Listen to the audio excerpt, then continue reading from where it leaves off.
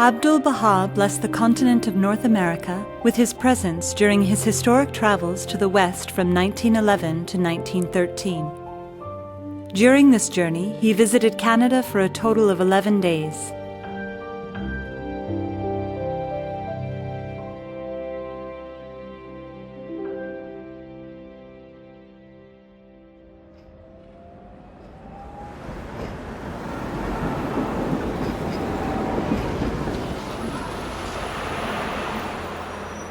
Eight to 10 years ago, we were a community that maybe wasn't experiencing a lot of growth. We were comfortable with where we were. It was nice spending all that, all that time and fellowship together. But there wasn't really a sense of progress or movement, or that we were contributing to something greater than ourselves. So 6 years ago, we held a meeting, a gathering, to really talk about this question of how do we grow. And we recognized that one of the things that we had to address or grapple with was the fact that we had gone through the sequence of courses as though it was a deepening tool, but it wasn't to help us build capacity. We became aware that we actually don't know how to do anything. Like, we don't know how to share a prayer with somebody, we don't know how to go out and home visit, we don't know how to invite someone to a children's class, we just don't know.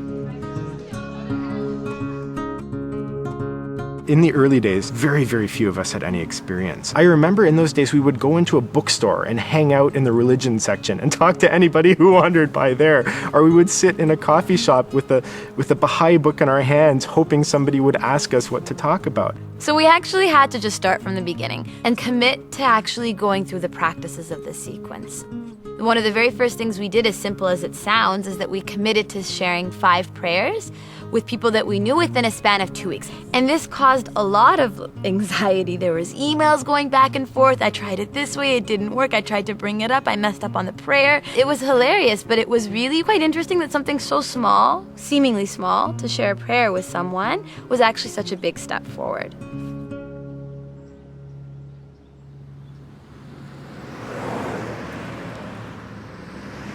We were gaining experience with the junior youth program within our own Baha'i communities, but we began to realize that we really needed to reach out, because there were people that were interested in the program, who needed the program, and who were willing to help and contribute towards it. What we came up with was a 2-week training in the study of Book 5 that had embedded within it an action component, and it was intended for actually youth across the country, because we didn't have enough resources within our own cluster. So these youth spent 2 weeks together, immersed themselves in prayer, in the study of the writings, in the study of Book 5.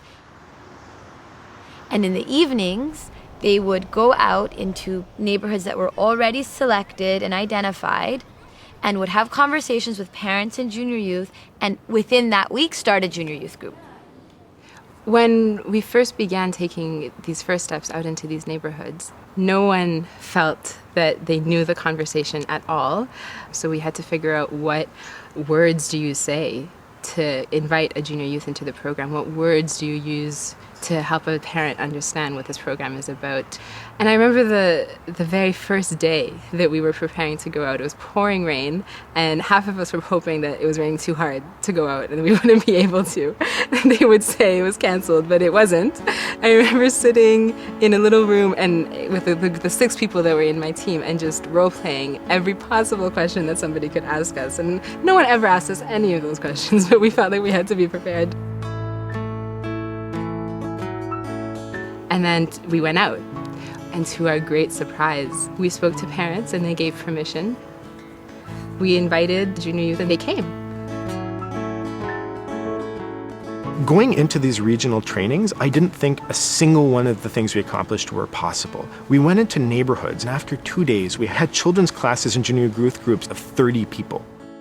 So the training resulted not only in 50 new animators with experience, but the cluster was gifted with these 4 to 5 neighborhoods that had some 300 children and junior youth in groups and classes.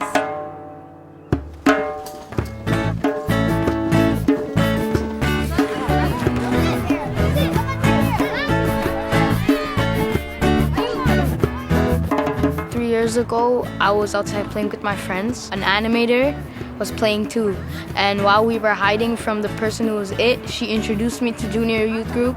So I asked my parents. They said they agreed that it was a great idea. I joined, and here I am. My first animator, she came to my door, and my dad answered the door, and she was telling him about the program. And my dad told me, Esther, you might as well join since you're not involved with the community. So I was like, okay, I will. So I went to it, and ever since then, I never looked back. Our junior youth group brought a lot of people together that didn't know each other from before. I met lots of people who I didn't even know, and I lived right in my building or right in my school, and I didn't even notice them. It's a great place to make new friends. I made friends with him and his brother. I started coming over to his house. Yeah, we like it because we get to do different activities and we get to interact with other people in our community.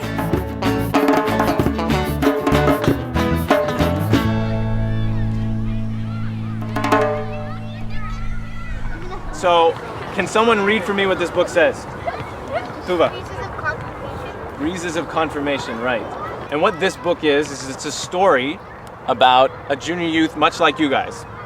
So it's a 13-year-old girl named Musanda. And we're gonna read about some experiences that she's had. It'll help us ask some of these questions that I think we're all facing. Questions about what we wanna do with our life, how can we best be of service to humankind? This junior youth program affected my life, drastically. Every time I'm around somebody new, I try and think of what I learned and how it would affect other people, and I try and spread the knowledge. I've learned that my actions have a lot of effect on people, and it taught me to reflect on my day and show what's good and bad and how I could change for the next day. It showed me that we need spiritual excellence because without it, it will be really hard to succeed in life. And spiritual excellence is when you use your knowledge and you use your heart and compassion and blend those two together and help someone. I used to get teased and bullied around the neighborhood. But then my animators, they helped me a lot to get through stuff, and if I have a problem, I would talk to them about it.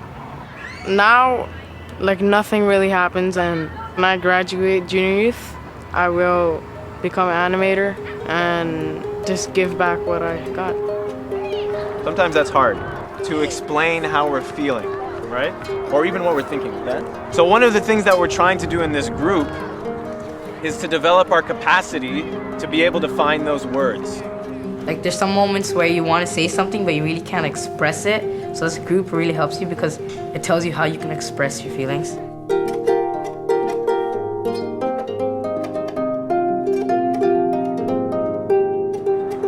We want to think of something that we can do together for our community. Does anyone have any ideas about what we could do? We can provide service to our community. Service is very important because it helps others and at the same time it builds your character.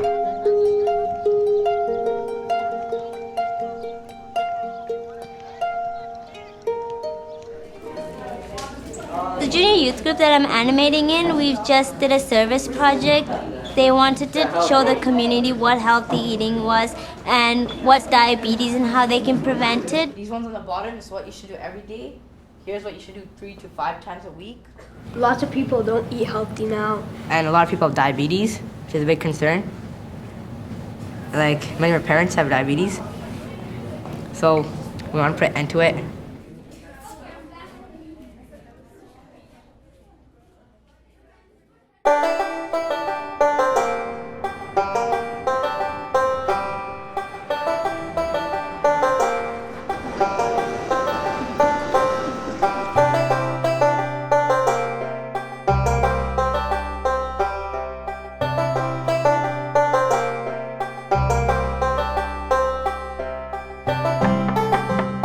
We've been working with strengthening children's classes in areas with very strong junior youth groups as a strategy to strengthen both activities.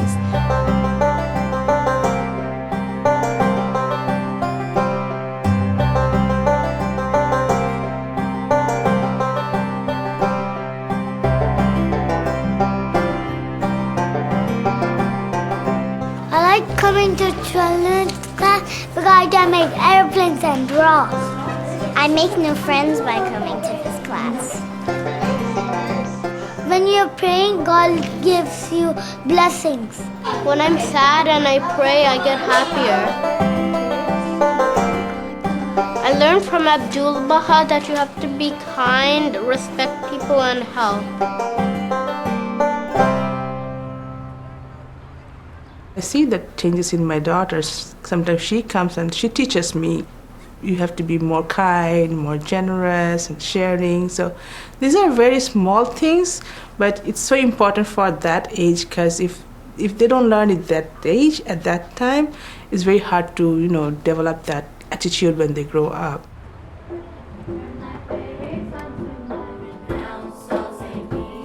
The animators in our neighborhood have worked very consciously to connect the junior youth group to the children's classes in the neighborhood.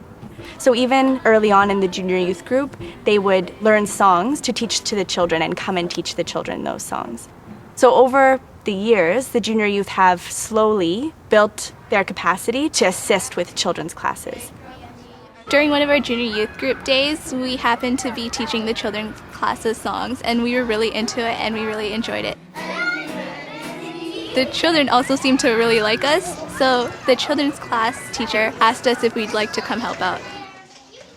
Although we're focusing on junior youth, we're really finding that it's a way of engaging the whole family. If we have home visits with parents, if we try and engage the older and younger siblings, it's really a starting point through which we can actually engage a whole population and start to strengthen the core activities in a neighborhood and start building a sense of community.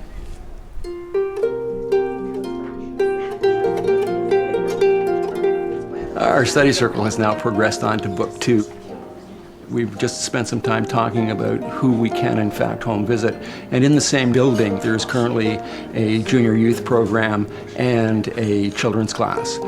So our book 2 is now making a list of parents of both children's class and junior youth parents that we can go and visit.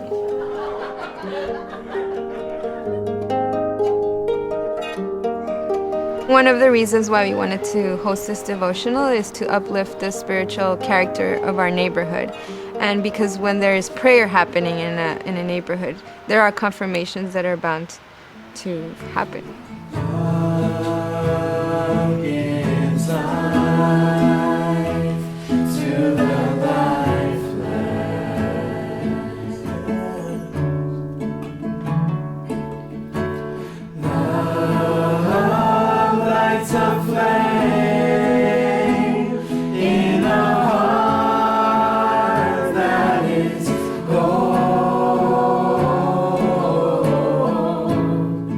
Today, that first group of junior youth have graduated the program and are now youth and are now studying the sequence of courses. And they're carrying out acts of service commensurate to their capacity and desires. So they're serving as animators, and they're also serving as children's class teachers. I've been in this program for about 6 years now. I've done all the books, and I've done a few Ruhi books, and now I'm animating my own junior youth group right now. I like working so much with junior youth because I can see myself in them, how I was when I was younger, and I knew how I grew up to be. They might even be better. My animators that I was in with the junior youth, they came to me and asked me if I wanted to do my own program. So me and my friend from the junior youth said, okay, yeah, let's do it. So we went door to door, and then we had 2 kids for the first meeting, which I was kind of sad about. But then the next meeting, we had 12. So I was like, yes, the 2 became 12. So something must have happened to those 2 kids.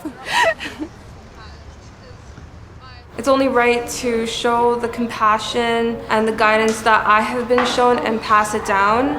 By spending time with friends who drink alcohol a lot, can we protect ourselves from getting into a habit of drinking alcohol? No? Okay. Why not? Why is that the case? I really care about the youths in our community. Honestly, other things out there, such as like going to the park or anything, they're not really impacting anyone but yourselves. But knowing that coming to this program, you help guide other people, that's what really matters at the end, making a difference.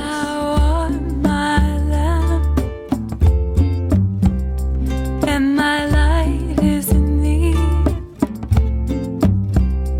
Get out from it, thy radiance. This group of graduates of the Junior Youth Program are really propelling the Institute process forward by helping form junior youth groups, children's classes, participate in study circles, and of course, naturally, the number of core activities is increasing and the number of those participating is increasing, but also with respect to the quality, because it's quite a different thing to have youth that are indigenous to the community who have known the children in their neighborhood for years and years, now to be their animator and their children's class teacher. There's a lot of children in this community, so we are planning on creating a children's class. We used to have a children's class, but those children graduated into our present youth. So now we're gonna establish a new group.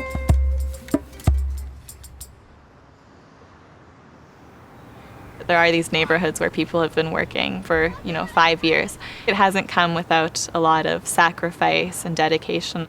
For some people, it's required actually leaving their homes and moving into these neighborhoods. For others, it's students that are either in high school or university that make sure that they make that time to be with their group. Now we're beginning to see the glimmerings of what's come from this long-term commitment, but it's also required a lot of, I think, sacrifice. My animator moved in to a nearby building just so she can help us, and I was so happy. She's like a sister to me now. I can see it in her eyes that she has the potential to make our lives change. I'm going to graduate and be an animator myself. And then the children I teach will be animators, and we'll go on.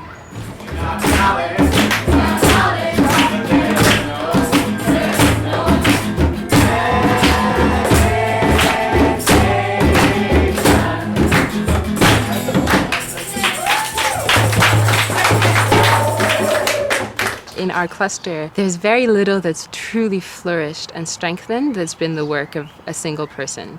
It's always a team of people that consult together, that encourage one another, that compensate for one another.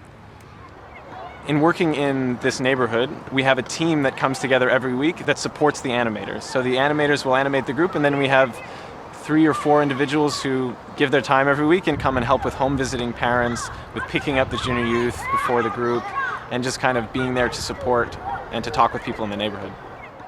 When we first started the children's class, that's first summer, we had around 20 children come. But when the winter came, we had to move it inside to my home. And actually only one of the 20 children came. And despite our efforts, only one would come. And very easily we could have given up. But being part of a team in the neighborhood and having that support was really helpful in seeing the long-term vision and not to give up. Now, 4 years later, looking back, we've had around 50 children come through the program, and we have 2 strong classes, 5 of which have gone on to junior youth, which is also very exciting.